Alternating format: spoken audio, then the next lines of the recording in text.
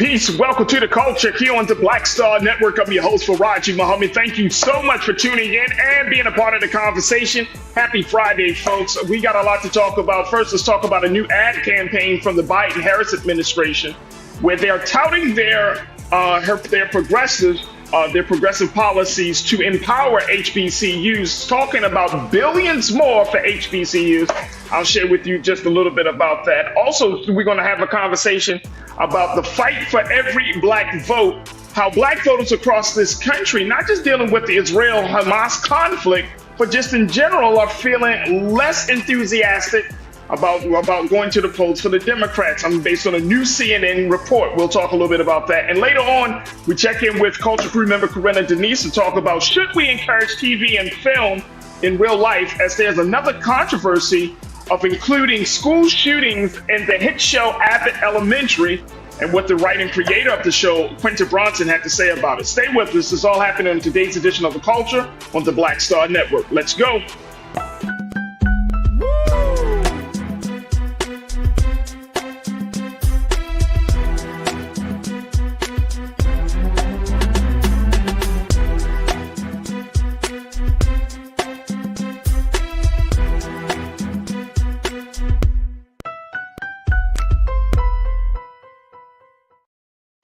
All right, folks, welcome to the culture here on the Black Star Network. I'm your host, Farajii Muhammad. Thank you so much for tuning in and being a part of the conversation. And welcome, welcome, welcome. Happy Friday, the day that we have all been waiting for, folks. That's right. Happy Friday. And thank you again for tuning in. First and foremost, we're streaming on our home website at blackstarnetwork.com. Please make sure you do your due diligence to download the app, follow us on social media at Black Star Network. And of course, we're looking for your financial support to empower this movement that we are embarked upon. Also, we are streaming live on Amazon News on your Fire TV. We're also streaming on Amazon Prime Video, where you can find us there, as well as take a look at Prime Video app under Live TV The News, or you can find us on Amazon.com under Prime Video Live TV The News. And we're also on Freevee, where you can find us on now under News, as well as Plex TV, 24 hours a day, 7 days a week. So big shout out to all of our partners there. All right, folks, for my online culture crew, we are streaming live right now on Roland Martin's YouTube page. So make sure you join us in the conversation as we're streaming there and being part of the illustrious, dynamic culture crew. Big shout out to the culture crew. I see y'all checking in from all around the country. So thank you so much for doing so. There we go. Little Friday something for you.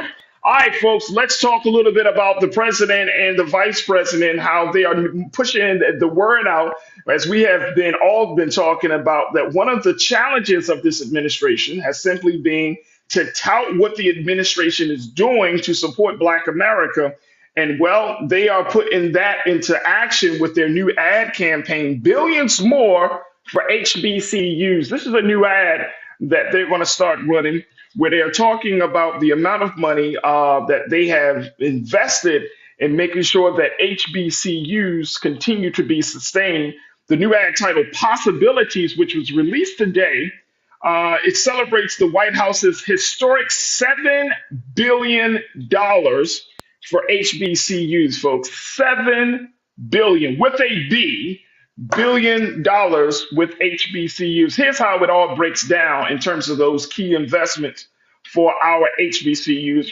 $3.6 billion for campus improvements, $1.7 billion for educational grants, and $1.6 billion for student debt relief. Now, at the end of this particular campaign ad, it ends with the tagline, "Billions more for HBCUs, endless possibilities." Vice President Kamala Harris, said in an exclusive interview with the Griot that she said, quote, "When I think of America's HBCUs, I think of possibilities." Talking about her time at Howard University, she said, as an HBCU alum, "I couldn't be more proud of the work President Biden are doing for HBCUs, because I know firsthand the extraordinary role that these institutions play in preparing young Black Americans for success." Now, this particular ad campaign, folks, is part of the Biden-Harris's Camp 16-week, $25 million advertising campaign that's targeting key Black voters in battleground states. And so it was supposed to be released as part of the homecoming season. But this weekend, There are students from North Carolina Central University and North Carolina A&T State University. They're going to be holding those homecoming festivities. So that's when this particular ad will be dropping. But it speaks volumes, folks, about how the White House may be listening to us. They may actually be listening to us, folks, and say, look, you got to talk about the good things that you're doing, the historic things that you're doing for the HBCU community. So it's going to be interesting how folks respond, how folks react to this. But if you see this ad campaign, just know that you heard about it here on the Culture and on the Black Star Network. But I think this is a good thing. This is a good thing. Talk about your successes, talk about the victories, talk about your wins. And then you'll see some people feeling a little bit differently. So $7 billion for HBCUs. And that's a lot. That's a nice chunk of change.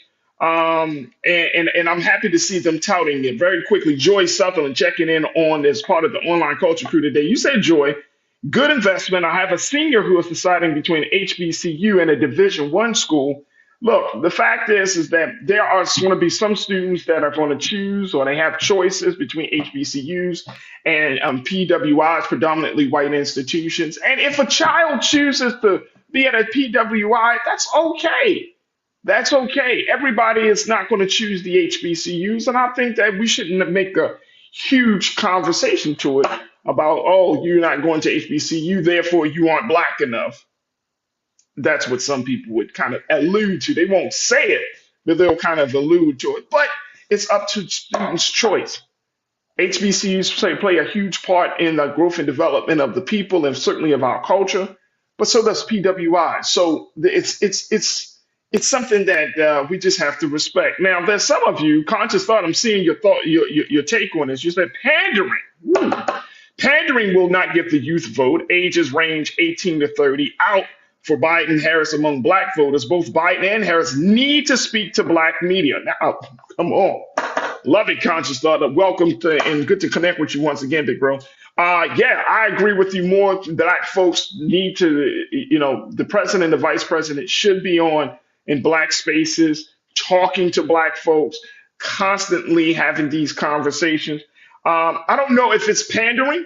Maybe if you're touting something that you are actually doing, if it's pandering, especially when the cry is conscious thought that you're not speaking up enough about your successes, not doing enough to communicate the good things that you are doing. So I'm not sure if it's pandering, but I don't know if it's about getting the young black vote out. We talked about that yesterday, or it's just simply about saying, look, this is what I am doing.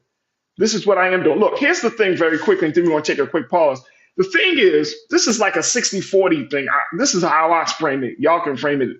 You might disagree with me on this, but I feel like this is like a 60-40 thing. Like 60% of the things you want your political leader to do, 40% of those things you may not agree with, right?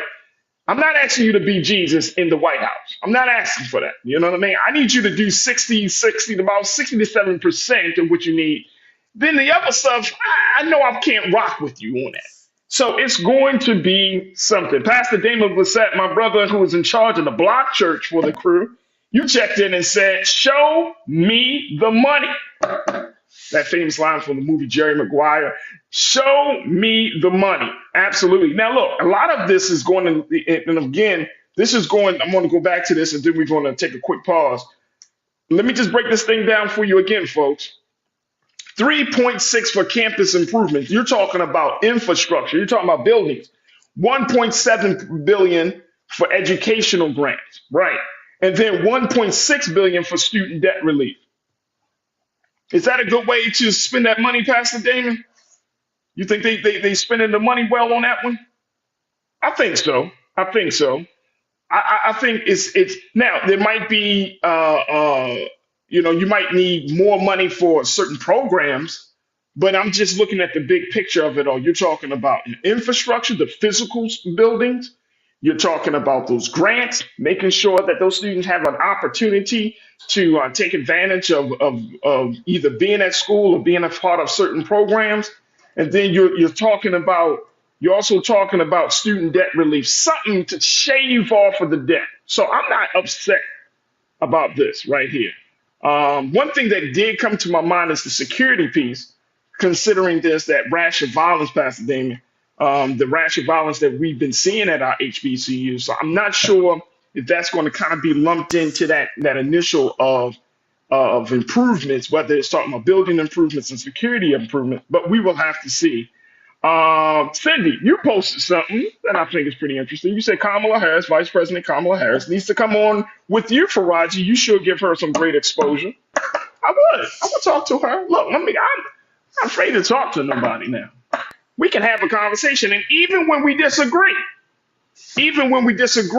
guess what's going to happen, y'all? We're going to have to find a way to come to some compromise or to some understanding.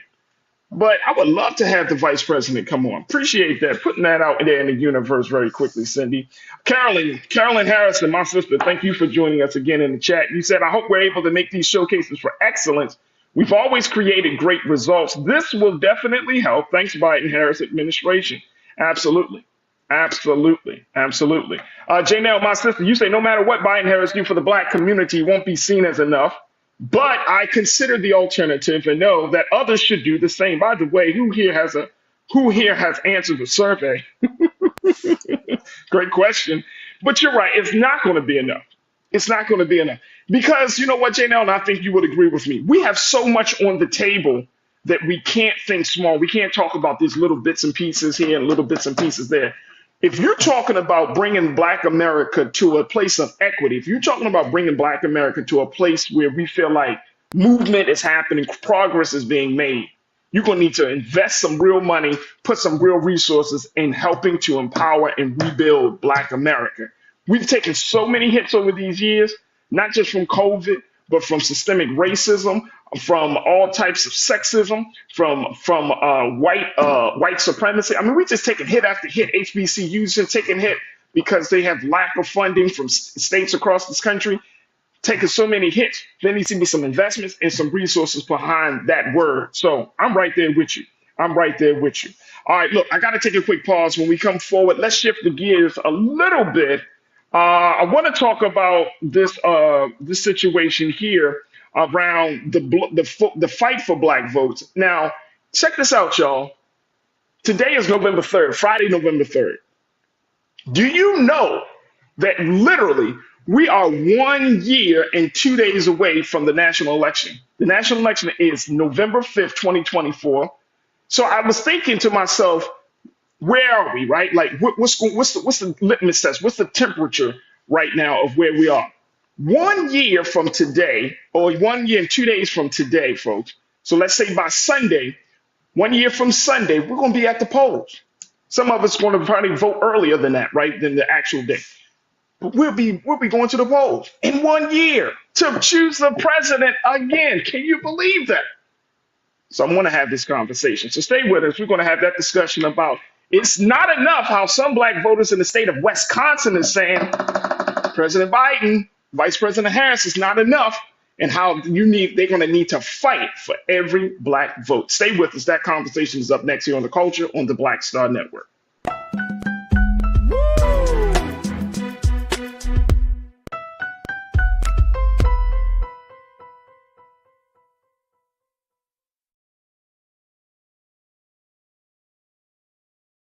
When you talk about blackness and what happens in Black culture, we're about covering these things that matter to us, speaking to our issues and concerns. This is a genuine people-powered movement. There's a lot of stuff that we're not getting. You get it, and you spread the word. We wish to plead our own cause. Too long have others spoken for us. We cannot tell our own story if we can't pay for it. This is about covering us. Invest in Black-owned media. Your dollars matter. We don't have to keep asking them to cover our stuff. So please support us in what we do, folks. We want to hit 2,000 people, $50 this month, raise $100,000. We're behind 100,000, so we want to hit that. Y'all money make this possible. Check some money orders. Go to P.O. Box 57196, Washington, D.C. 20037-0196. The Cash App is $RM Unfiltered. PayPal is R Martin Unfiltered. Venmo is RM Unfiltered. Zelle is RolandSMartin.com.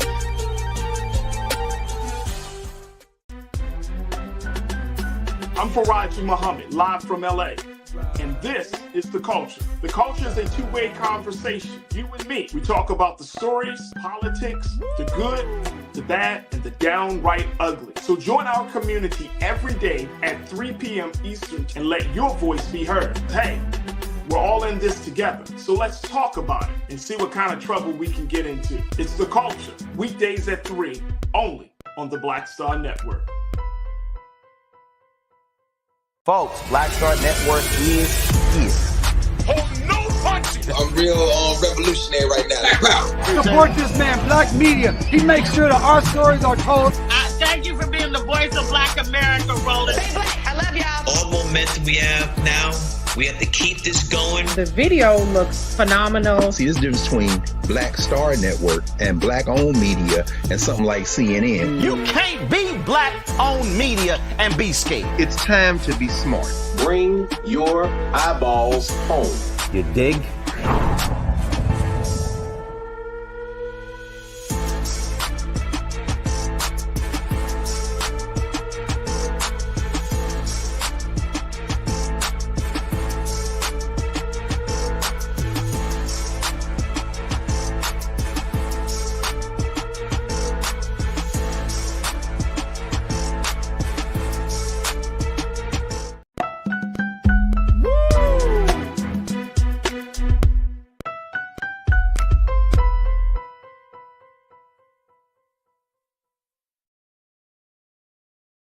All right, folks, welcome to The Culture here on the Black Star Network. I'm your host, Farajii Muhammad. Thank you so much for being a part of the conversation. I wanted to kind of kick off some stuff here on The Culture because we are a year and 2 days away from the national elections. I just want y'all to keep this in perspective and let this just soak into your brain.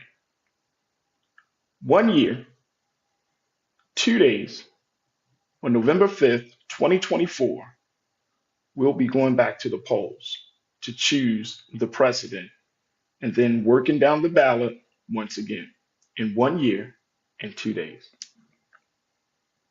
Can y'all walk with me on this?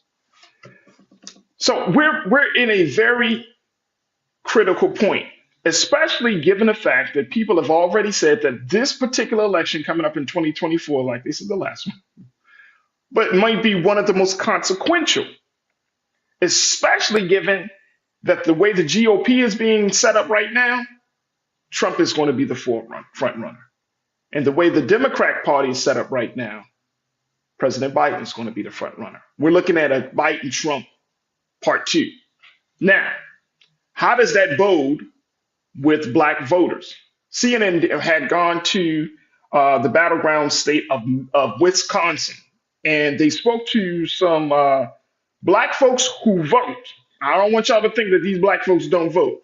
Black folks who vote, and with one organization that's doing its part to try to get black people out in the streets, to get more organized, to vote, and to get more involved in their communities. The organization is called Block, Black Leaders Organizing for Communities, in Milwaukee, Wisconsin. So when they went there and they talked to black voters, and this is part of their project that they're looking to track the 2024 campaign.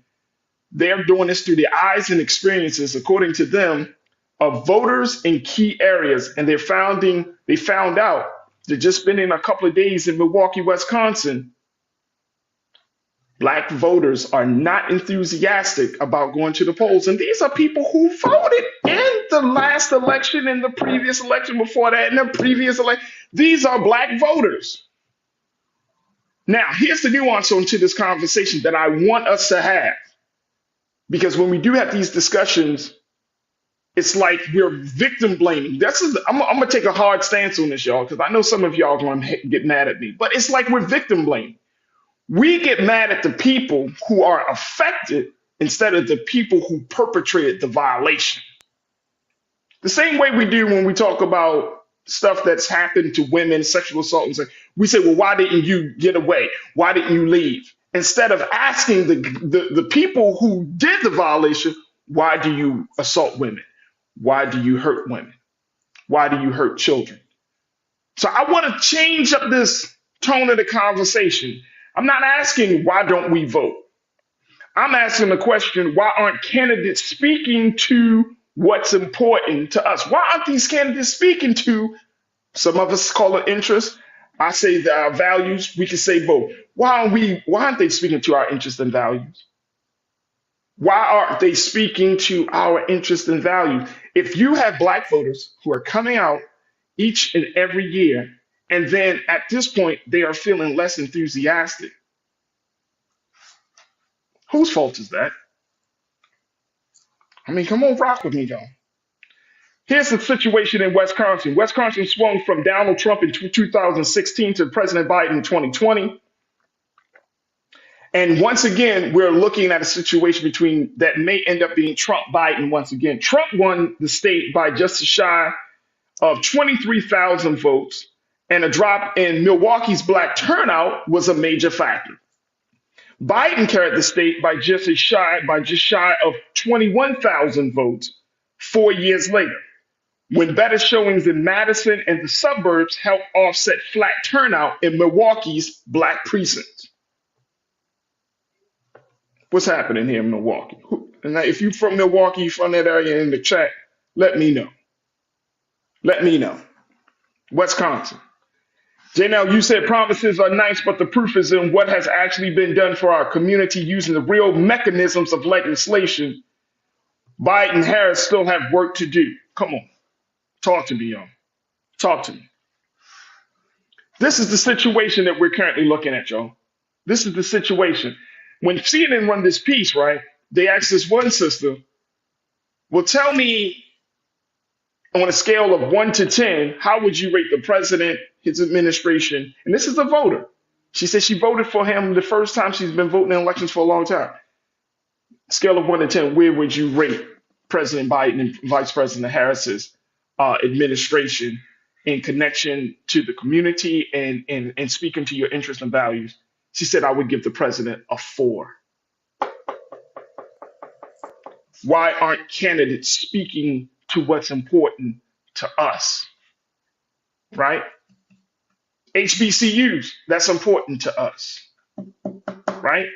But we still got police issues. We still got healthcare issues.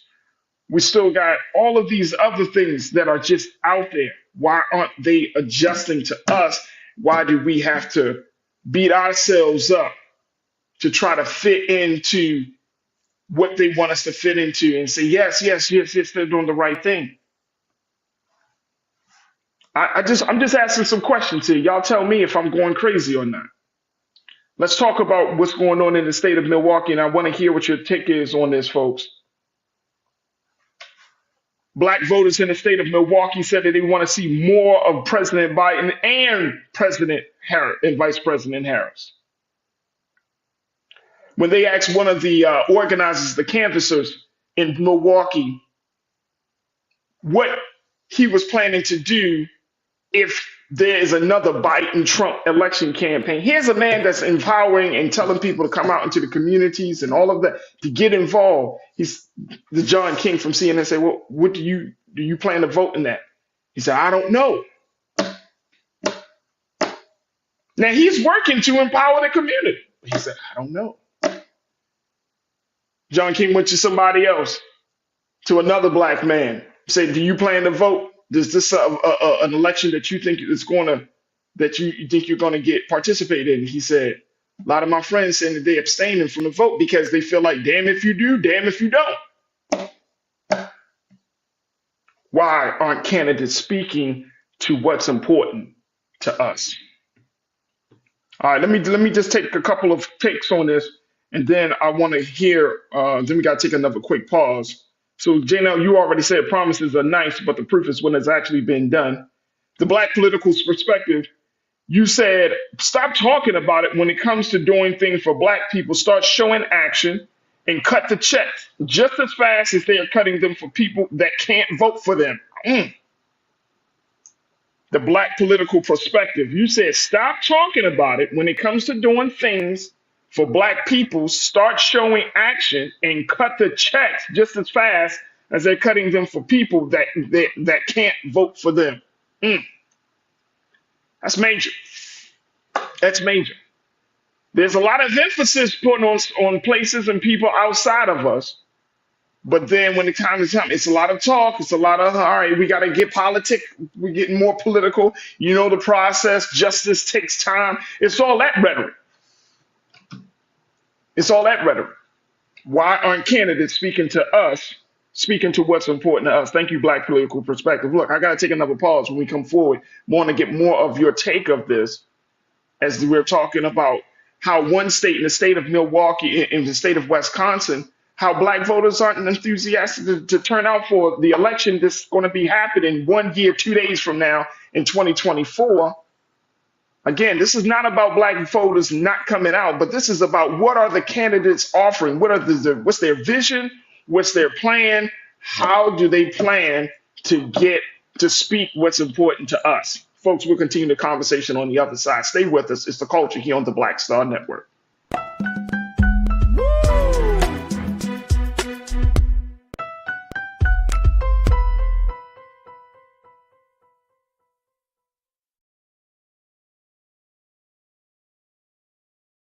Folks, Black Star Network is here. I'm real revolutionary right now. Support this man, Black Media. He makes sure that our stories are told. Thank you for being the voice of Black America, Roland. Stay black. I love y'all. All momentum we have now, we have to keep this going. The video looks phenomenal. See, this difference between Black Star Network and Black-owned media and something like CNN. You can't be Black-owned media and be scared. It's time to be smart. Bring your eyeballs home. You dig?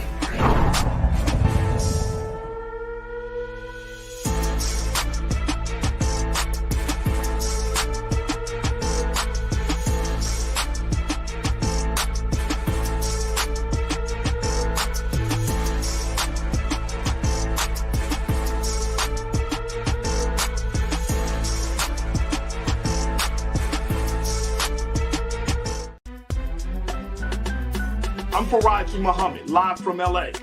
And this is The Culture. The Culture is a two-way conversation. You and me. We talk about the stories, politics, the good, the bad, and the downright ugly. So join our community every day at 3 p.m. Eastern and let your voice be heard. Hey, we're all in this together. So let's talk about it and see what kind of trouble we can get into. It's The Culture. Weekdays at 3, only on the Black Star Network.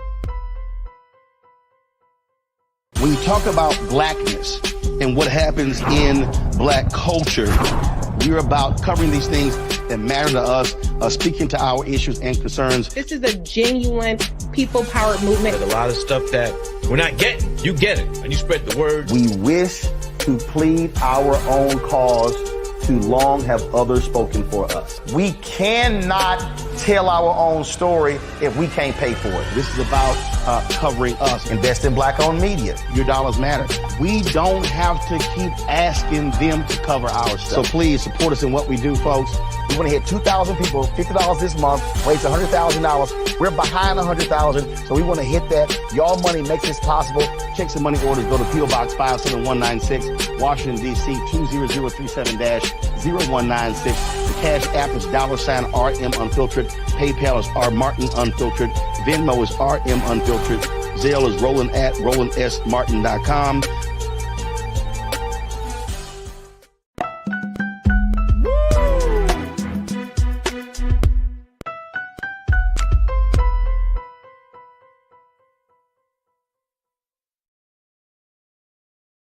All right, folks, welcome back to The Culture here on the Black Star Network. We're talking about a piece. We're talking about the overarching issue of speaking to the interest and the values of Black voters. And I'm using this piece that CNN did, this report that they did, where they talked to Black voters in the state of Wisconsin, in the city of Milwaukee, on the north side of the city of Milwaukee, a predominantly Black neighborhood, Black community, where they talk to Black voters, Black voters who have gone to the polls year out, time after time, but they are less enthusiastic going to the polls for Joe Biden and the Democrats come 2024 for this upcoming presidential election, which is 1 year and 2 days from now, folks. On Sunday, November the 5th, it will make it exactly 1 year until the national election for the president. It could be President Joe Biden or it could be someone else.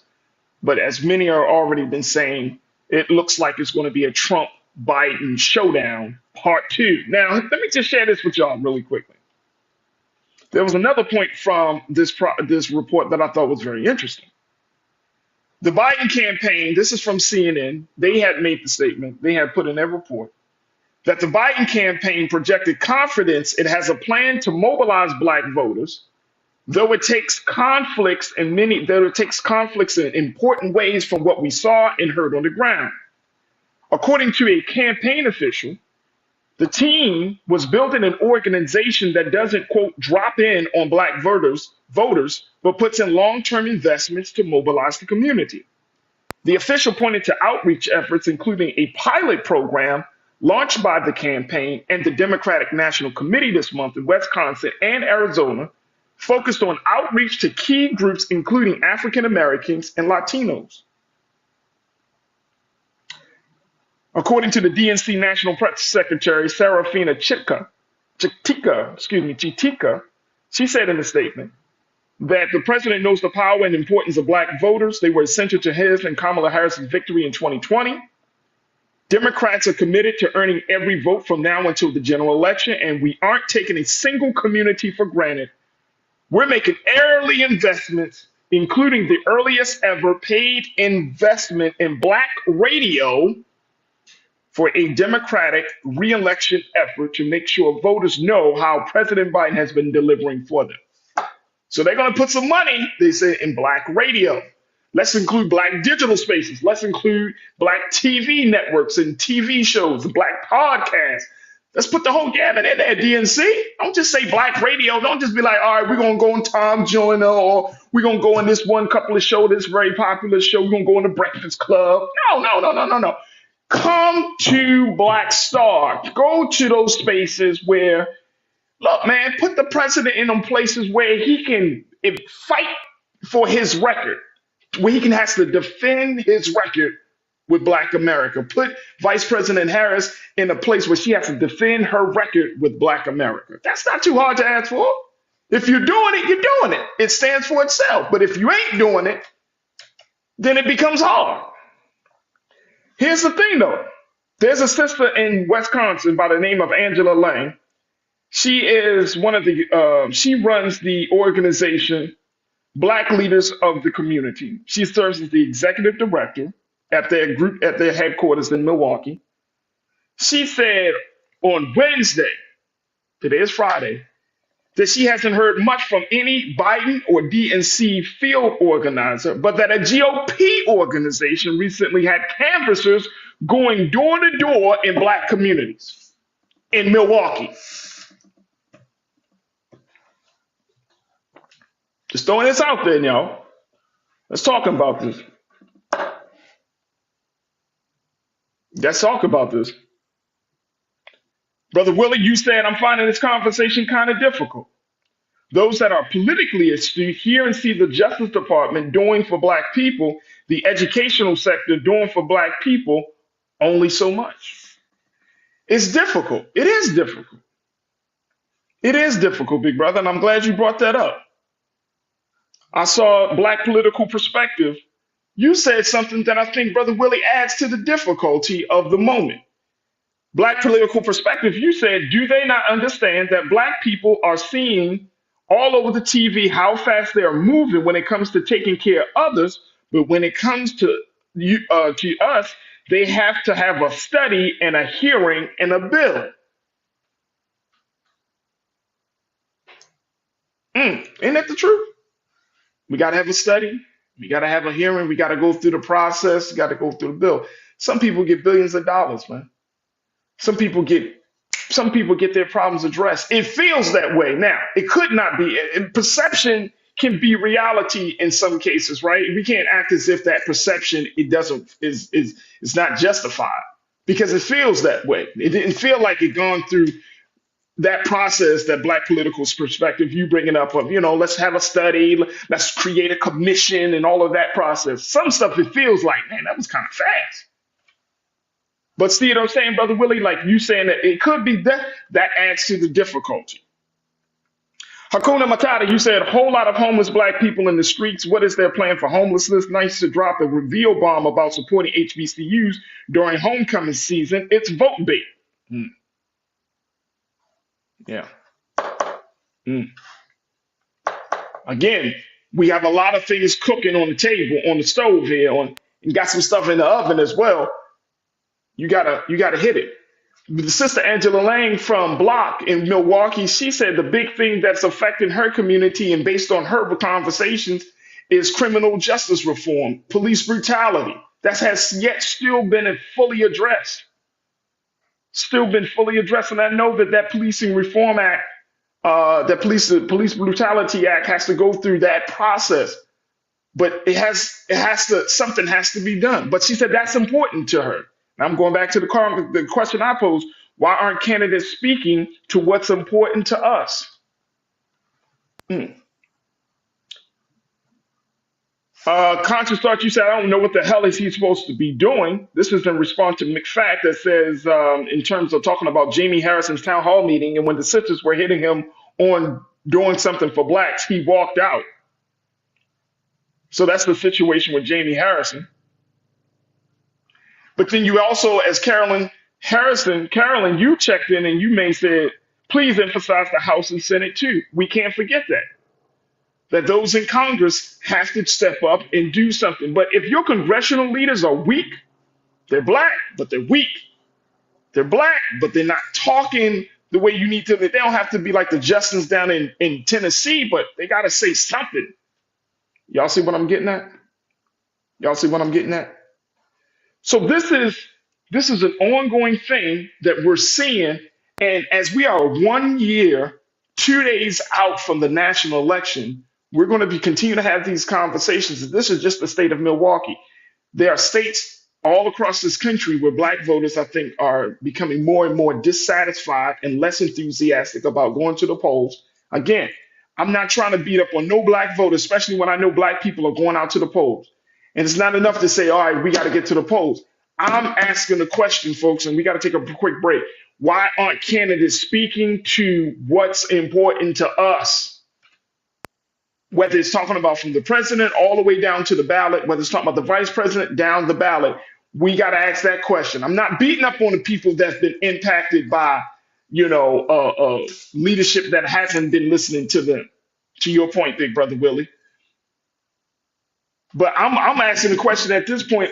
I'm putting the onus. I'm putting the responsibility. I'm forcing some accountability to those. If you stand before black people, whether it's in your city, your respective town, or across this country, you stand before us and say you serious about our interests, our values. You serious about making sure that we are empowered and in a better position. You got to do something. A little here, a little there. Okay. We happy about some of those things. We okay. But there's got to be real money, real investment. All right, folks, we got to take a quick pause. When we shift gears, we're going to bring in my sister, Corinna Denise, as we talk a little bit about another issue that I've seen getting out of the politics space. Let's talk about seeing life on TV and film. This is based on an interview that the creator of Abbott Elementary, Quinta Bronson, has had about in writing a show about school shootings and why this might be problematic. So I'm asking the question, should we encourage TV and film to reflect real life as we have these discussions? So I'm going to talk to my sister, Corinna Denise, and of course with you to have that conversation on the other side. So stay with us. It's all happening on the second half of The Culture here on the Black Star Network.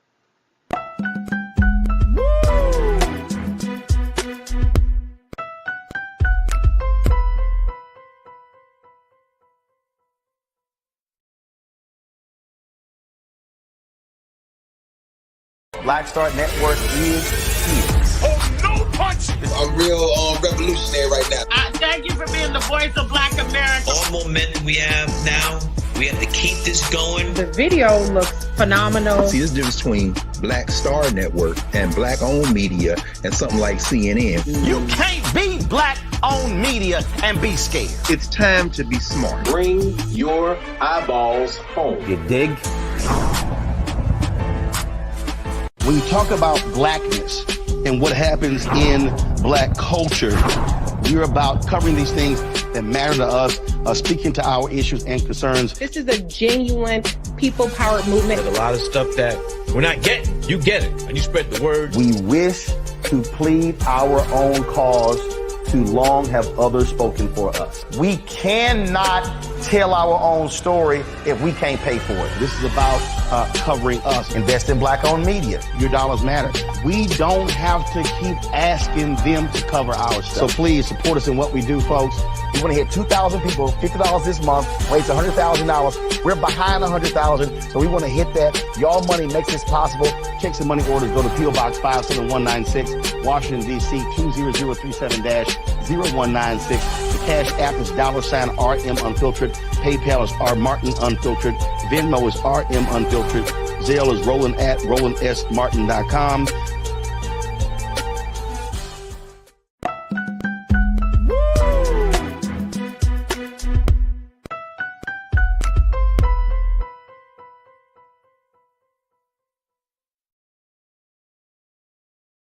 All right, folks, welcome back to The Culture here on the Black Star Network. I'm your host, Farajii Muhammad. Thank you so much for tuning in and being a part of the conversation as we are streaming on a number of different platforms, including our home platform of blackstarnetwork.com. Make sure you download the app, follow us on social media, and, of course, give financially to support and empower this digital movement we are embarked upon. So go to our website today at blackstarnetwork.com.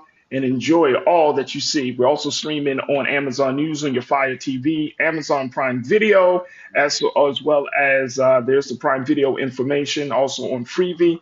You can find us there, as well as on Plex TV 24 hours a day and 7 days a week.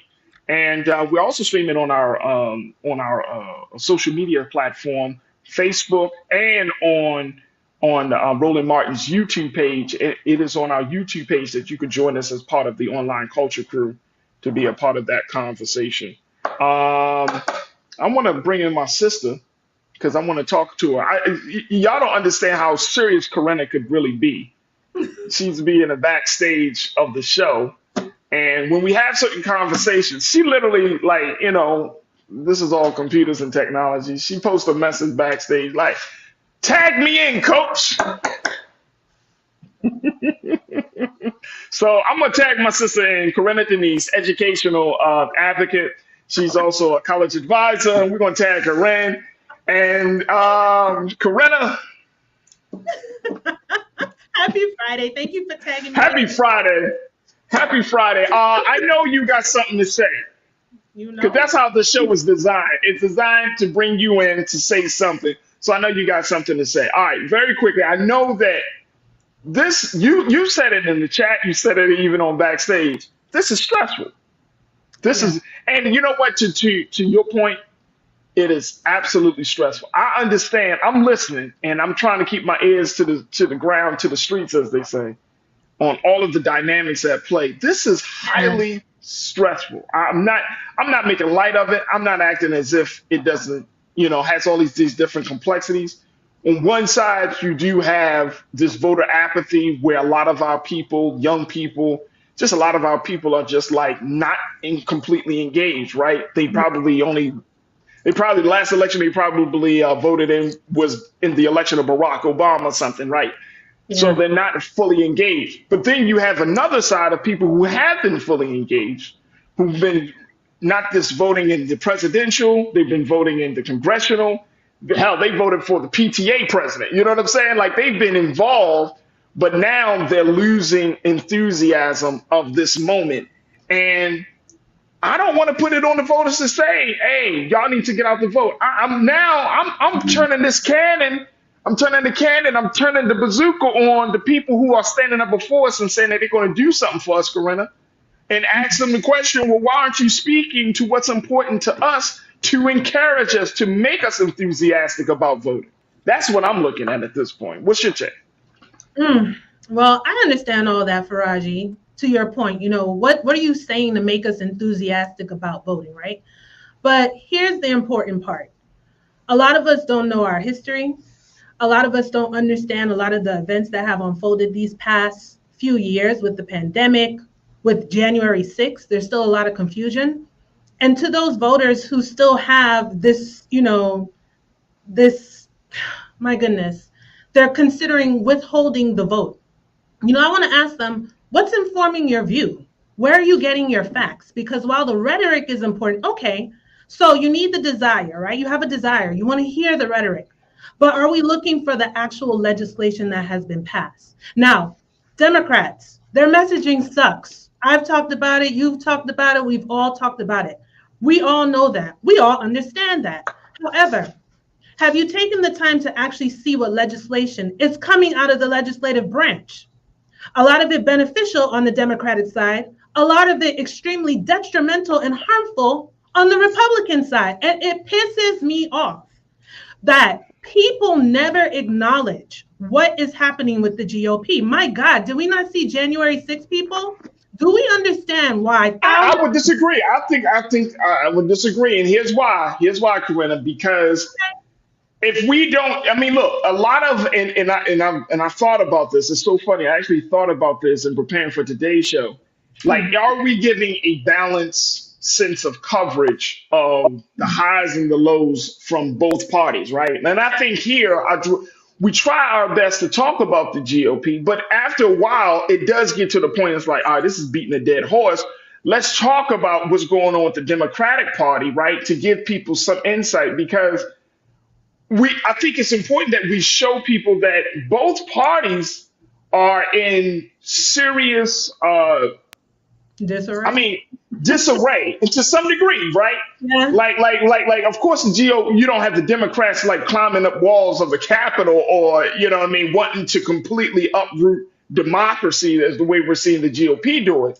But I think that level of, well, we're not them, is becoming this kind of motivation, or kind of giving them a pass on the things that they could be doing. Oh no, absolutely no pass. I'm critical on both sides. I will acknowledge the good and I will acknowledge the bad. I'm going to acknowledge what you're stalling on, right? But we have to continue to push them. And it's very, oh my gosh, it's scary that people are willing to give up so easily, because the GOP has passed a lot of harmful legislation. So we have a decision to make.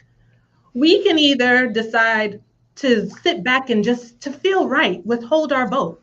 But guess what, Farajii? There will still be an election.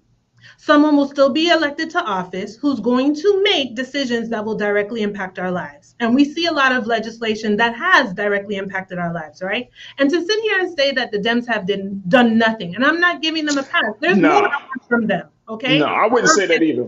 Say they haven't done anything. But you know what, though? Here's the thing. To what they have done. I mean, do you want to go back to Jim Crow 2.0? I don't. Nobody wants to go back to Jim Crow. And I don't think that it's fair to your point, it is not fair for us to say, oh, the Democrats haven't done anything. I think that when it comes down to it, when it's all said and done, people want to feel some change, some difference, some impact in their personal lives, right? That's the condition that's the space that we're in America.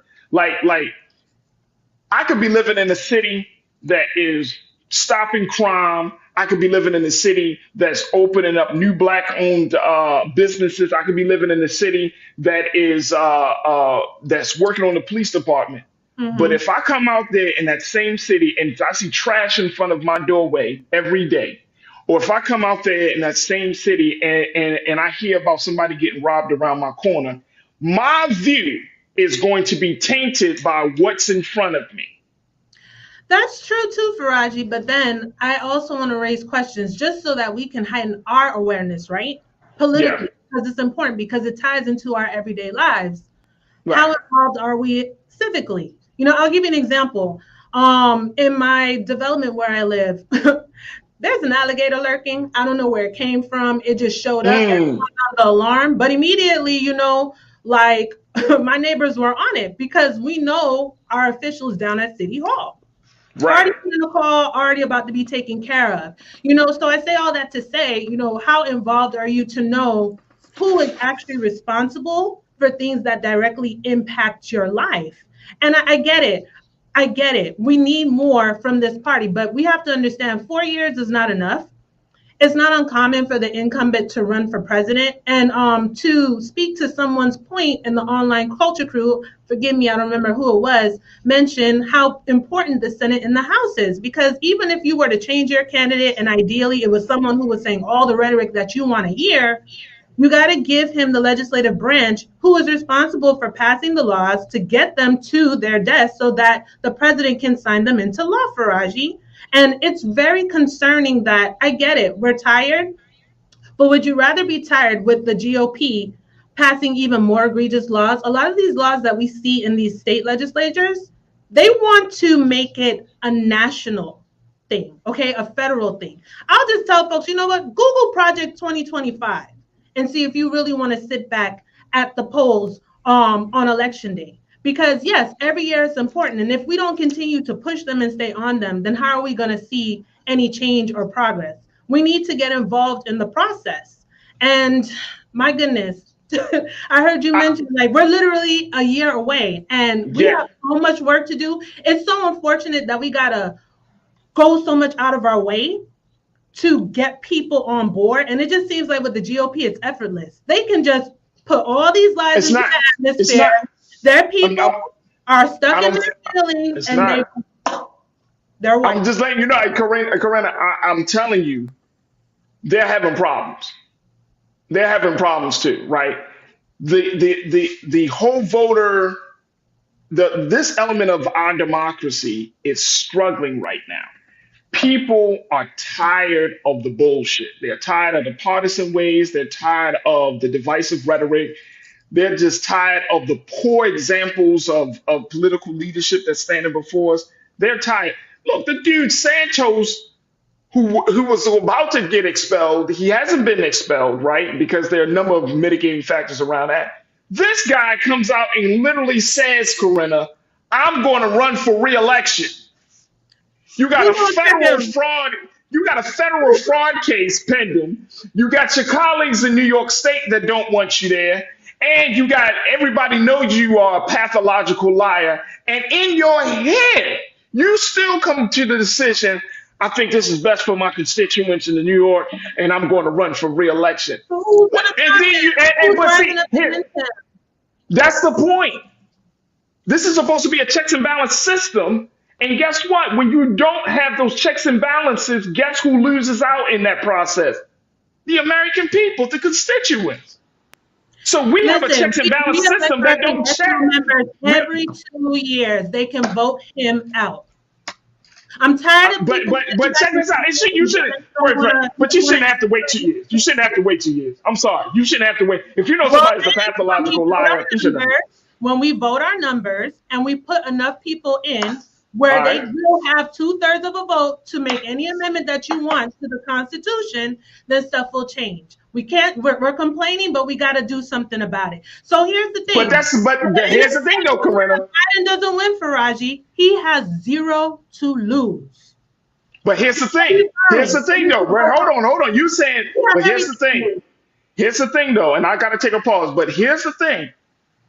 It's up to look. If we put people in and they are bad actors, and these are folks that just don't deserve to be in a position of power and influence, then guess what? Then their colleagues, the systems that they're a part of, are supposed to kind of like push them out, right? Okay, we put them in, okay, out of ignorance. People that voted for Santos believed him. Now he shows up a liar, boom, that's one thing.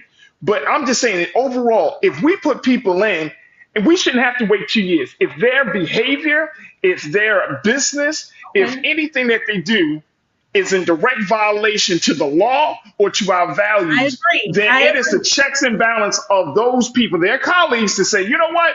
You got to go, bro. You got to go. Because the American people, what other recourse do we have? Now he's going to stay there. And that's what other recourse do we have? What other recourse that we have other than voting? We can't, if let me tell you, if voters can get people out quicker before the end of their term, I bet you more people would take advantage of that opportunity. We missed quite a few opportunities just the last election cycle. Yeah. Because people didn't show up. So, I got you. I got to take a quick pause. Folks, we're going to take a quick pause. When we come back, more conversation with my sister Corinna. Want to hear from you. Plus, let's talk about bringing reality into TV and so much more. Stay with us. It's getting hot right here on The Culture on the Black Star Network.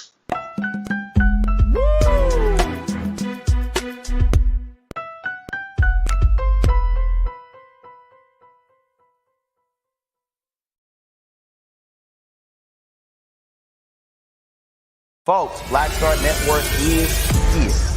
Hold no punches. I'm real revolutionary right now. Support this man, Black Media. He makes sure that our stories are told. Thank you for being the voice of Black America, Roland. Stay black. I love y'all. All momentum we have now, we have to keep this going. The video looks phenomenal. See, this difference between Black Star Network and black-owned media and something like CNN. You can't be black-owned media and be scared. It's time to be smart.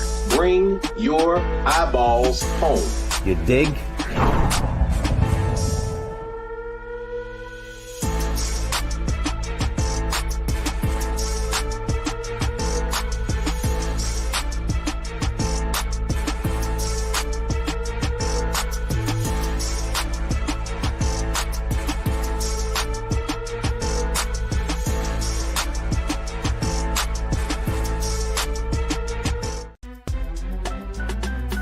I'm Farajii Muhammad, live from LA. And this is The Culture. The Culture is a two-way conversation. You and me. We talk about the stories, politics, the good, the bad, and the downright ugly. So join our community every day at 3 p.m. Eastern and let your voice be heard. Hey, we're all in this together. So let's talk about it and see what kind of trouble we can get into. It's The Culture, weekdays at 3, only on the Black Star Network. When you talk about blackness and what happens in black culture, we're about covering these things that matter to us, speaking to our issues and concerns. This is a genuine people-powered movement. There's a lot of stuff that we're not getting. You get it, and you spread the word. We wish to plead our own cause. Too long have others spoken for us. We cannot tell our own story if we can't pay for it. This is about covering us. Invest in black-owned media. Your dollars matter. We don't have to keep asking them to cover our stuff. So please support us in what we do, folks. We want to hit 2,000 people, $50 this month, raise $100,000. We're behind 100,000, so we want to hit that. Y'all money makes this possible. Checks and money orders go to P.O. Box 57196, Washington, D.C. 20037-0196. The Cash App is $RM Unfiltered. PayPal is R Martin Unfiltered. Venmo is RM Unfiltered. Zelle is Roland at RolandSMartin.com.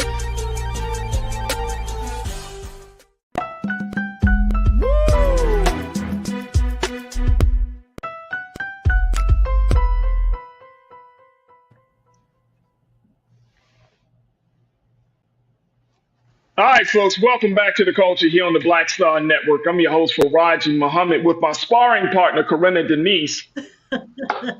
We're sparring.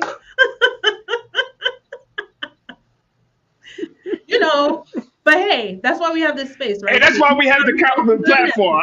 Look. No, I think that what both of us are saying, as we talk about this issue, right, of getting people out to vote. I mean, we're talking about black folks in the state of Wisconsin. They're feeling less apathetic. They're not enthusiastic about what they're seeing from the president and the vice president. Very, very real concerns. And I don't think that if you all saw the CNN report, that if that none of those folks that were highlighted in that report come across as being uninformed, uncaring, or not willing to put in the work. Matter of fact, they are putting in the work. They're calling for people to get involved, and they're feeling less enthusiastic. Look, I've been in that space as a social justice organizer, community activist. I've been in that space where you're calling people to make a change, but then you as the organizer yourself, and I'm sure some of you in the chat may be feeling this, you as the organizer yourself, you are kind of uncertain about if that change is coming. Right? But you're calling people because at the end of the day, you do want people to get involved. So to your point, I think that's important. But I don't think it bodes well for black folks to go against other black folks about fighting about who is voting and not voting, considering this fact that the system right now is being stretched to the limits in terms of democracy, decorum, being able to really honor those who speak truth to power. The system is right now. We are seeing we are in a very, like you again going back to what you said, in a very stressful moment right now. It's stressful, and black people are put into a situation. Once again, we're backed into a corner where we're going to have to make decisions that may be against our own interests and values. And that's not fair for us. That's all I'm saying, Corinna. It's not fair that you put us in this position that you want us to come out and vote, and then at the same time you're doing all this other stuff for everybody else. And then when it comes to us, I'm going back to what Black Political Perspective was saying. We got to have studies and hearings and bills, but then there's no real money. There's no, and then, you want, hey man, but we are doing something for y'all. Once y'all be surrogates, once y'all, tout what we're doing. And it's like, at the same time, and this is not about the president. I'm just saying in general, black folks have not had a very healthy relationship with political leadership in this country. I understand these folks are involved, but, I still raise questions. What are all resources where they're getting information? And I'm not trying to diminish. There's a lot of things that I wanted out of our current administration that we have yet to attain. We all do. I'm not saying that hasn't happened, but would you rather have the opposition? We saw what was happening in the House just recently, where they voted out Kevin McCarthy, and we went without the Speaker of the House for days. For days. Do people understand the Speaker of the House is the third person in line for the presidency? That's the line of succession. It held up legislation from being passed, all kind of things. It kind of just a domino effect. And because we are not civically inclined to know that, people are kind of just going about their day. I didn't really see a lot of outrage about that though. But we're laser focused on the Democrats. Not to say we're not supposed to be, but if we're going to be laser focused, we should be analyzing government as a whole on both sides, what both parties are passing as far as legislation. Yes, rhetoric is important. But you know what, Farajii, I'm just going to be real. If you hire someone, to motivate you to vote for your citizenship, to vote for your very humanity, then I'm sorry, sweetheart, you are lost. No. That's not why folks are voting. No, I disagree with you on that. I disagree with you on that. We're not voting to win. You need to be motivated by a politician to get you to no. Let's put this in a proper. Here's my caveat to that. You're not being motivated to have a better future. You're being motivated to trust that individual to usher in a better future. You're being motivated to believe that person that's standing in front of you who's laying out this vision. So you trust their leadership, you trust their vision, you trust them as a person with their character and with their values and morals, that they're going to guide us, they're going to take us closer to that better place. So it's about trusting the person. That person is, and I'm just saying, this might be a whole conversation about politics in general, but we're talking about representation. That's the person, right? We are looking for a person to be a representative, which means they reflect who we are in creating a better future for all of us. That's who you're voting for. You're not voting for the better future. You're voting for the person. Farajii, ideally, we would like to have that. But honestly, for me, I'm looking at it as a means to an end. A tool, an avenue. A way to attain the goal. And guess what? I put you there hoping, based on your rhetoric, the rhetoric we all desire and need to hear, because that keeps being brought up in the conversation, that's what you're going to do. Now, once you are in there and you're not doing it, then I got to reevaluate. I'm going to stay on you and keep pushing you to do it. And if you don't want to do it, guess what? I need to remove you. But see, we don't follow up by removing the folks who are getting in our very way.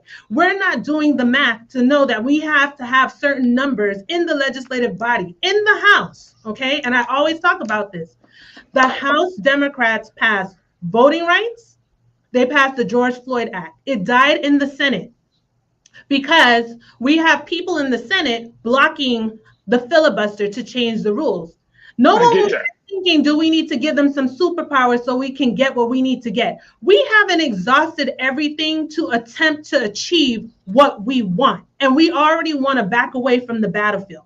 That's what I'm talking about. Because I think so, and I'm to your point. I think you're right. But again, I think culturally, and I got to take another pause. But I think culturally, we need to have a different conversation to temper expectations. Culturally, we have all been conditioned to believe that government is going to be the end all be all of our human existence, right? I disagree with all, Farajii. I don't think all of us have been conditioned. I think there are different things that influence our perception, and there are missing pieces to us as far as education is concerned, why we come and we form those opinions. That's why I raised the questions earlier. Where are you getting your facts and what's shaping your view?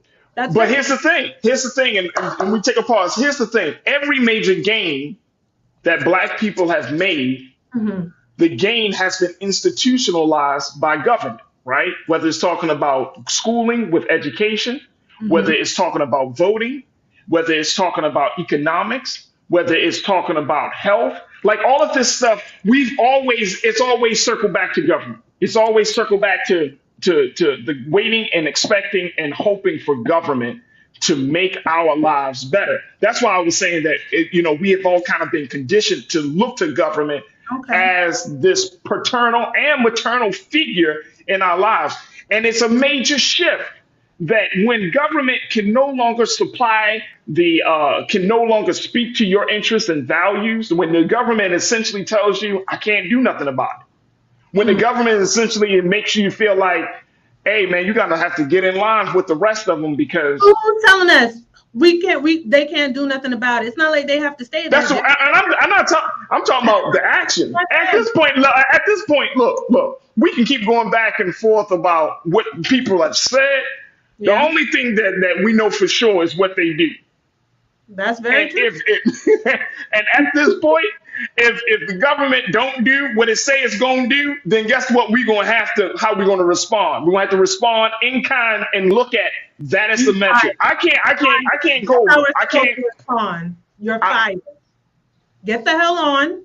And we put somebody in there who is willing to do it. And unfortunately, politics has become like Hollywood, is that you can have the right message, you can have the right look, you can have the right shoes to wear. You know what I'm saying? Whether it's Converses or something else. But at the end of the day, I can only make a judgment about what you do as it relates to what you say. If those two things ain't consistent, and what you do is more against who I am and what I stand for and what I believe and where I want to go. Are not looking at what you do, which means the legislation that is actually being passed. We're only watching mainstream media, and a lot of us are getting misinformation from social media. That's what I agree. Kathleen, you said, Farajii, you're grossly overstating about all of us feeling the same way you think. I hope not. I mean, I could be wrong. And Kathleen, guess what? I'm wrong. Okay, I could be wrong. I have no problems in thinking that, right? And I'm not trying to grossly misunderstand or overstate, but I'm just letting, and this is to Corinna's point, there is a justification for why people may not be enthusiastic about getting involved. That's all I'm making a point of. I don't want us to get into a space where we're, as Black folks, we got enough on our plate that we don't need to be beating up each other because we're not involved in a system that really never had our full interest at heart. We beating up with each other about this, you know what I'm saying? And I don't like that personally. So it's like, all right, if we're in two different spaces on it, so okay, that's understandable. But we can't be so far. There's so much, pointing the finger. I want to pointing the finger at each other when we both suffer. We both got oppression on our neck, right? But we both talking about, man, all we got to do. I'm just saying that there are people in this country, Black folks in this country, who are just tired, man. We all are tired. We all are tired. Man, nobody want to keep doing this shit, man, all the time, every 4 years, every 2 years. You hoping, praying, Well, waiting when on we this decide person. to vote our numbers Man, and nobody want to do do a this. hostile takeover of the Democratic Party, we won't Yeah, be man, I'm having telling you. Hey, Corinna. Hey, we're going to roll up on the DNC and during their convention one year and be like, yo, enough is enough, dog. Hey, yo, come off the stage. Come in. Look, I got to take a quick pause when we come forward. Let's talk a little bit about TV and reality. Stay with us. It's the culture here on the Black Star Network.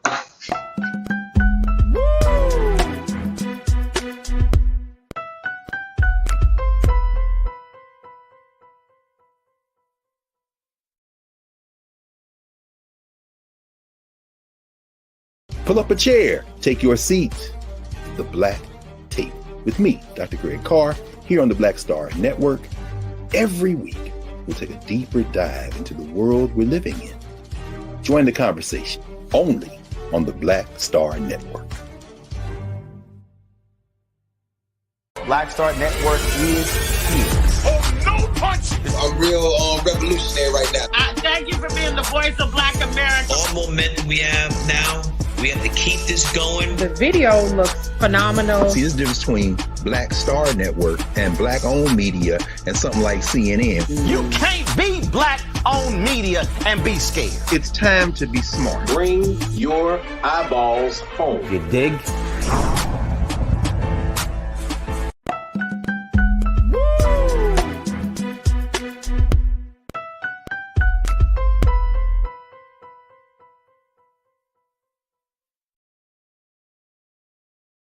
All right, folks, welcome back to the culture here on the Black Star Network. Let me shift gears here and talk to my sister, Corinna Denise.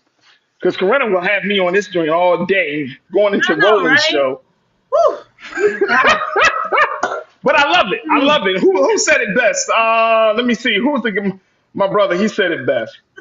He said, this is the debate that we need to have. Yep. And I'm always happy to have the conversation with my sister and anybody. King, you said this is actually the debate black people should have. Get on one accord and talk the same. Do what you say or leave. That's the point we at. That's the point we at. But we gotta have this conversation. But how do they leave? How do they leave? Because they're not going to just be like, you know what? I'm old now. I'm going to leave. That's why people not old people in Congress. You got to fire them. Fire them. I mean, I'm a very logical thinker, so it seems so simple to me. I'm not. You know what? This is a Corinna. I'm gonna be honest with you. I like to think that I was logical, but I'm not. And I'm not. And no, I'm not saying that I don't. I'm just saying it's okay to be emotional about this because at the end of the day, man, you talking about generations of this. Like, if you aren't upset, if you aren't passionate about this stuff, if it's just like nuts and bolts for you, if it's just like, oh, just cold logic, I would question you. At some point, to the point that at some point, when do we get upset? When do we be like, you know what, man, enough with the effery? You know like, what? when do we really get upset? I don't think enough of us are pissed off. And something funny. Pastor Damon in the chat said that I'm misbehaving. Pastor Davis. I'm just a little passionate, but I didn't mean to misbehave. Blame Farajii, y'all. Hey, yo, blame me, y'all. Just blame me. Look, I don't mind it. I think passion is good, and I hate for this is black folks talking to black folks about black folks' business. When have y'all had a family conversation and everybody is sitting around the table and we just Yeah, what would you like to say, right? Y'all, hey, Corinna, we be blowing up at a game of spades. Like, no, man, no. I got my book, man. I ain't time. We sure do. Yeah. Over spades, man. Over spades. Don't let there be no dominoes. Somebody be like, dominoes smacking the table and all that, man. Like, all right, let's talk about reality versus in TV. Here's the situation. Quinta Brunson, who is the writer and she stars in her show. She's the creator, writer, and star of her show, Abbott Elementary. And I found this to be interesting, and I wanted to get your take on this because you do work in education. But she has been, for the past couple of years, as we have been seeing this increase in mass shootings, especially in the school space, a Mhm. very serious thing that people have been asking Quentin to actually write an episode to speak to that issue, to highlight that issue of school shootings. She was saying this in an interview for Glamour Magazine's Woman of the Year cover. She explained, let's post that first quote very quickly, Lise. Thank you. She explained that her reasoning stems from her perspective because she said she's not going to write a show, do an episode about it, but she said her reasoning stems from her perspective that there's two realities of the classroom. One, where teachers are just trying to make it through the specific day-to-day challenges, and one where the general public views the broader challenges like school shootings that affect the educational system at large through the news. And I'm wondering, from your vantage point as one who's been in the classroom, one who's been in the education space, how close do we want the reality to be involved in our fiction? Right? Like, it's one thing to talk about schools and the trials of and the funny moments and the up and down moments of being a teacher. But once you start to bring in, and this is supposed to be TV, this is supposed to be quote unquote entertainment. Mhm.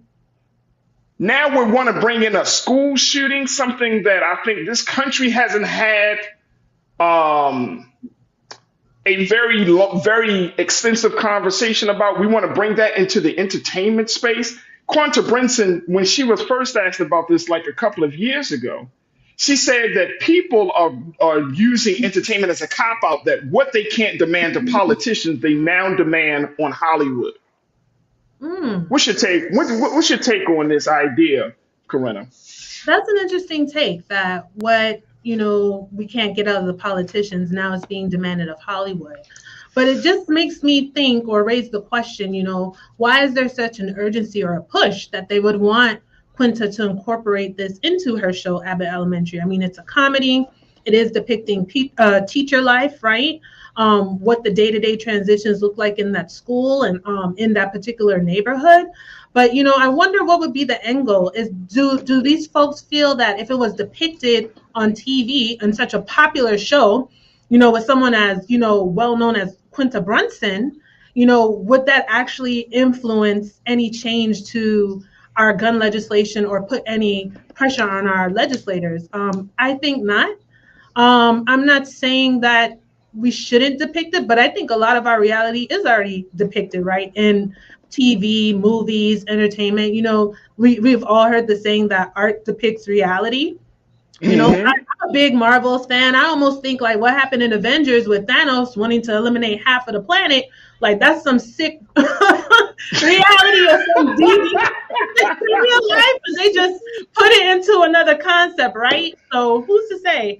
We just got to figure out who those people really are. But I guess her hesitation too would probably be, the backlash of it. I would imagine there's Yeah. so many moving parts behind the scenes that if we were to go there, that would be emotional. How would kids be affected, right? Because we have to realize too that they're also a part of that audience. I would imagine when Abbott Elementary comes on. So what would that look like for them? A lot of them are already engaging in active shooter drills. I've been through quite a few.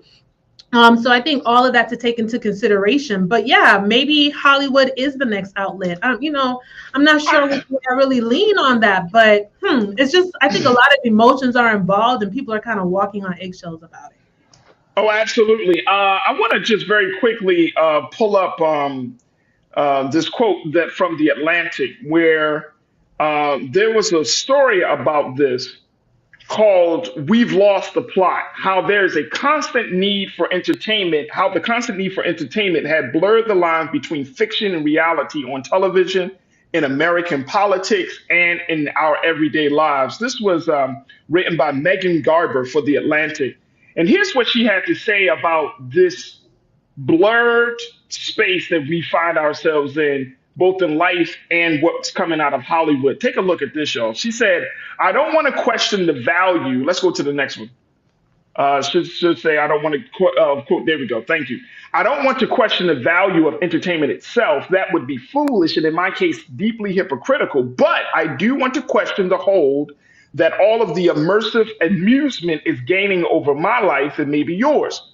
Dwell in this environment long enough, and it becomes difficult to process the facts of the world through anything except entertainment.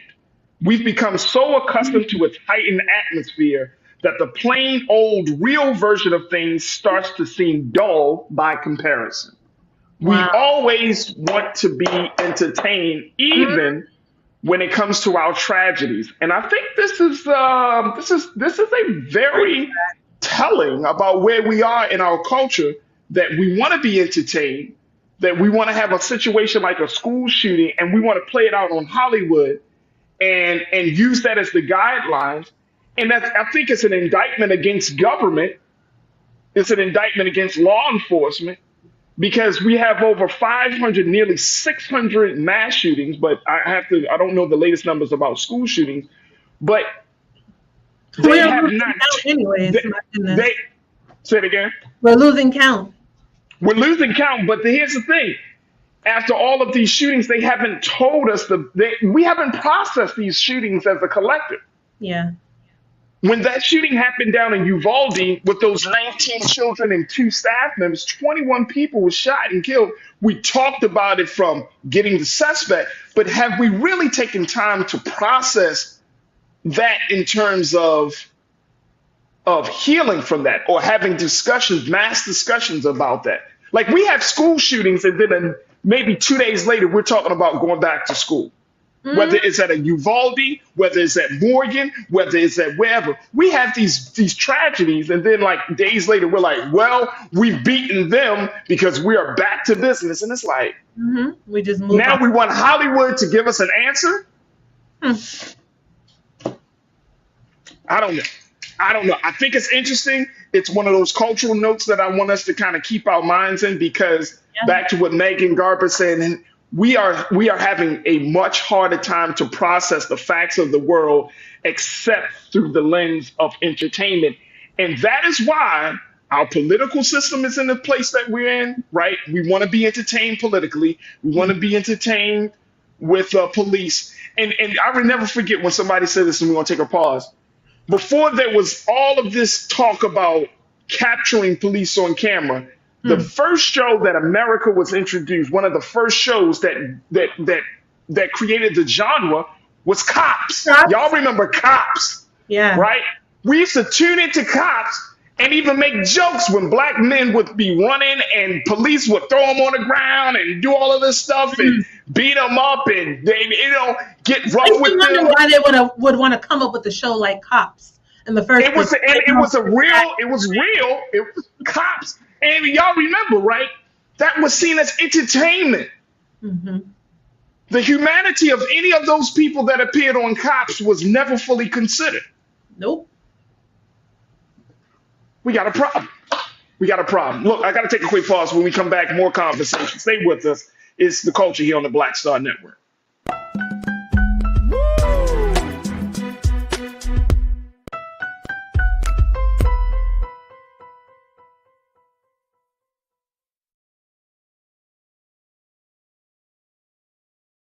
Hi, I'm Dr. Jackie Hood Martin, and I have a question for you. Ever feel as if your life is teetering and the weight and pressure of the world is consistently on your shoulders? Well, let me tell you, living a balanced life isn't easy. Join me each Tuesday on Black Star Network for A Balanced Life with Dr. Jackie. We'll laugh together, cry together, pull ourselves together, and cheer each other on. So join me for new shows each Tuesday on Black Star Network, A Balanced Life with Dr. Jackie.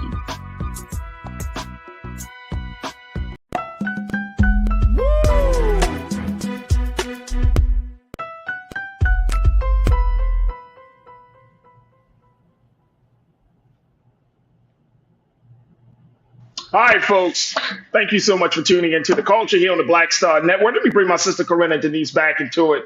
All right, Corinna, here's one more other, as we close out the show. I thought about this and I came across this. I know you don't have children yet, but if you plan on having children, this is something that you're gonna have to consider. There is a restaurant in the state of Georgia that is under some scrutiny because they have added a surcharge to those parents' bill if their children are too loud in their establishment. This happened to a couple of families who went out. There was like three families that went out together. There was like all of these adults, but there was like 11 children. It was a lot of it was a lot of children, right? And the children, being children. And the restaurant gave these families a bill, and this is in the state of Georgia. They gave these families a bill, and they literally added like a $50 surcharge to each family because of their children. Now, the idea here is that if there's a surcharge, this is coming from the griot. This is what one writer said from the griot about this idea of a surcharge. The central idea, let's look at quote one, please, Lise. It says the central idea is that parents should be punished and fined for being unable to parent, which in this context means being unable to force children to sit still and be quiet on command. In this mindset, parents are expected to restrain kids the same way dog owners are expected to restrain dogs. In the real world, parents do not control children. Let me stop here. Hold on. Let's stop here. All right, let me get back to me. Let me get back. As a parent of two, as a parent of two. I'm sorry. All right. Go ahead. I'm just thinking about my 4-year-old. My daughter, I can't make my daughter do anything. Can't make her do anything. You got the terrible twos. You got I don't know what they call the threes, probably the crazy threes. And then you got the what the F's fours. They ask a lot of questions. No, they don't ask a lot of questions. Threes? They tell you what. But why? Yeah, the threes, they ask a lot of questions. By the time you get the fours, it's the FU fours. Like you tell them something, I don't want to do it. I'm not doing it. My daughter would literally tell me that. I was like, what you say? And it's just like, I'm not putting on my clothes. And I'm just, and what about, can you please put on your clothes? So to have a restaurant to talk about charging a parents $50 or whatever little surcharge they come up with because their children are loud or their children are deemed, quote unquote, to be unruly, it's absolutely insane. But this one restaurant, I think it's called Toulouse. Let me make sure that if y'all down in Georgia, let me see if I can find this restaurant. But I want to get your take on this, though, Corinna, because this is crazy that you charge parents because they don't have control over another human being. You know, it's so funny because I was driving into the office the other day and I was listening to this same story, the Ricky Smiley morning show. They were having a lot of fun with it. But I don't agree with the surcharge. And then I just think like, okay, so you give me this surcharge, like what if I don't pay the bill, right? What's the consequence? I'd probably be one of those people like, well, call the police then. But at the same time, I know things have changed. I know my mom probably would have just had to give me a look and I would have just straightened up than be running all around the place. And I think parents have to consider, I guess, where they go. Like you don't want kids to be running around. But I don't know if maybe with this owner was happening too much, why he decided to put a surcharge, even though I don't agree with it. But I wonder why he decided to do that, or if it's just a money-making thing that, you know, for him to just add this surcharge because of children being there. But yeah, I mean, to your point, there are certain things that you can't control with children. I don't have children of my own yet, but I have helped raise a few. I've worked in daycare, so I've definitely worked with the toddlers and the terrible twos and the Y3s. Haven't experienced the FU4s too much, Farajii. But, you know, I just think sometimes you have to give kids a choice. Like, for example, you know, like, hey, do you want to do your homework at the kitchen table or at your desk in your room? Either way, I'll give you a choice for that, but you're going to sit here and do this homework. But yeah, this surcharge is, but it just, I don't know if it determines whether or not you're a good parent, but I mean, it does raise some questions. And people do, no, here's what it is. This is, and for all of the parents that have young children, I ain't talking about, I know Pastor Damon, your son is 18, so you ain't gotta, you know, you probably went through this. But people act as if that if your children is loud or they're running around, right? People automatically assume that you're not a good parent. This is a cultural thing. This ain't nothing about laws. This is about culture. Like people be like, oh my God, the children. You don't know what is going on. You don't know how that parent's day has been, right? Yeah. Now if they're not abusing the child, that's one thing. But if you get into a place, and I'm going to be honest with you, I hate going into places and people looking at you all funny. They look at your children and stuff, and they be like, they trying to assess whether they should be moving out. Say it again.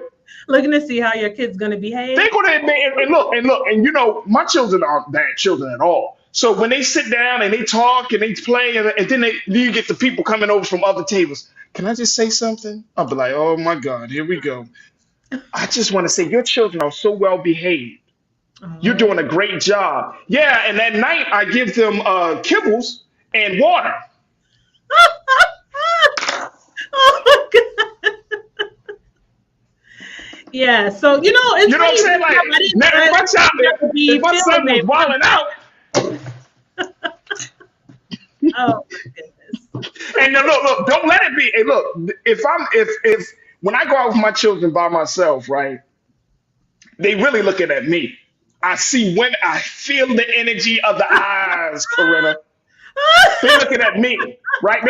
They looking at me and they be like, I wonder what kind of father is he going to be today? And they looking at you, and then if my son is acting cool and my daughter's acting cool, they give me that look of approval, like. But let my son be running around. Let my daughter be people be like this. Yeah. See, this is why we can't have black fathers. Kids are gonna be kids, Most situations you can control, some maybe not. So it really just depends. I don't think that's always a reflection of bad parenting. To your point, you don't know what's happening that day. And parents are not their child's only influence, unfortunately. So they're going to see and mimic other things and other behaviors that aren't necessarily being done by the parent. So you can't just blame the parent for everything. But you know what? Lise made a good point. She put in the chat, just make it an adult-only establishment. Hey, solves your problem instead of having to battle for the surcharge, because people will resist, sir. I don't think you're going to always get that out of them. No, I mean, why? If people are paying for the surcharge, then as a business owner, that's more money for them, right? And I get it. You establish, like, if you go into a fine dining restaurant, you don't always take your children, unless your children. Unless a lot of and again, this is in Georgia, and at least look up very quickly if we can the name of the restaurant. It should be a part of this article. I think it's from the Griot. But unless it specifically says no children, but I have yet to go to a restaurant that says that you cannot bring children under the age of, say, 12 or something. I have yet to go to any restaurant like that. There's always an assumption that if it's a fine dining restaurant, you're not going to bring your children. But guess what? Do y'all know how much childcare is? Your life. You know what I'm saying? That's a car payment for one night. It's very expensive. It's a car payment. And some of us will be like, oh man, well, we just doing it. Okay, it's called Toccoa. What's that? Toccoa Riverside Restaurant. Toccoa Riverside Restaurant in Georgia. I'm putting this restaurant on blast because I don't want none of y'all going there with your children. Toccoa Riverside Restaurant in Georgia. You charging people for a surcharge for having children. Wait, is it charging a surcharge for bringing your kid into the establishment? Charging a surcharge. Look at it. They're going to bring up something. Look at this. Toccoa Riverside Restaurant in Georgia. Y'all should be a damn shame for charging people extra for loud children. Please. What's their review? Please. I wonder if they have really good. Is the food really good? Is it worth it? Like, I don't know. But let me tell you who would not pay $50. Oh yeah, no, not I. Not me. I'll be like, man, y'all can go straight to hell with that. That's a tank of gas. You know what I'm saying? I'd be like, please. I'm about to walk up out this place with my children. Pay for a meal. Davy Floater, you said that's a terrible name.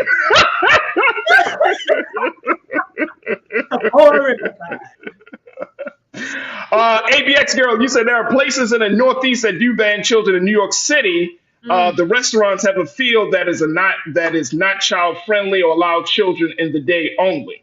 There it is. Yeah. I'm not feeling that.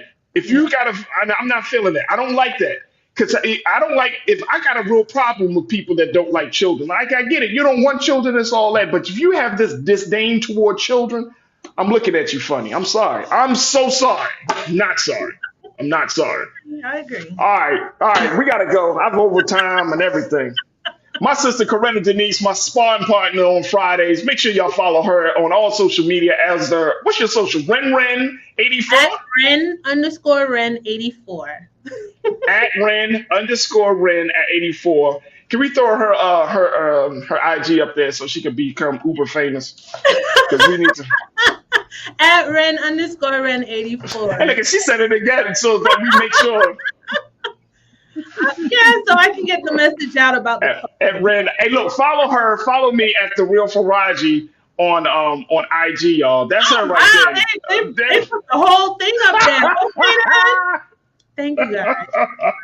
At Ren_Ren84. There it is. Corinna Denise, one of our great culture crew members, educational advocate, college advisor, and activist. Thank you so much for joining me on Friday. Looking forward to sparring next week, sparring some more. Let's go, my sister. Let's go.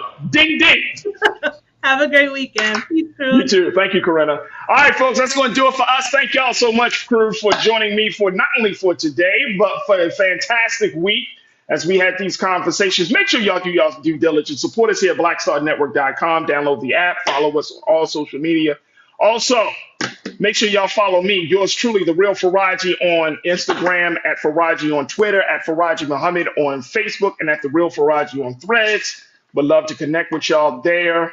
Also, what else we got? We got a lot of great stuff streaming on our network right now. So if you go to once you go to blackstarnetwork.com, you'll see all of the great things that we have streaming. This is directly either from the White House, directly from the ground, from anything that's happening. Brother Roland got a number of dope specials, everything from the life and legacy of Richard Roundtree to so many other conversations and interviews. So definitely check us out there on the streaming tip, along with our shows, the great programs that we have here. All right, folks, it's 5 here, was 2 here, 2:02, but you may, in about an hour, you can check out Brother Roland on for RMU Roland Martin Unfiltered at 6 p.m. Eastern Time. So make sure y'all check him out there on this Friday afternoon. I thank each and every one of you, and God willing, I want to, we'll thank my team, my production team of Joel, Shannon, Maddie, Chris, Lisa, and my man King Keenan for making this show possible. But make sure y'all stick around at 6 p.m. to check out Roland Martin Unfiltered as always.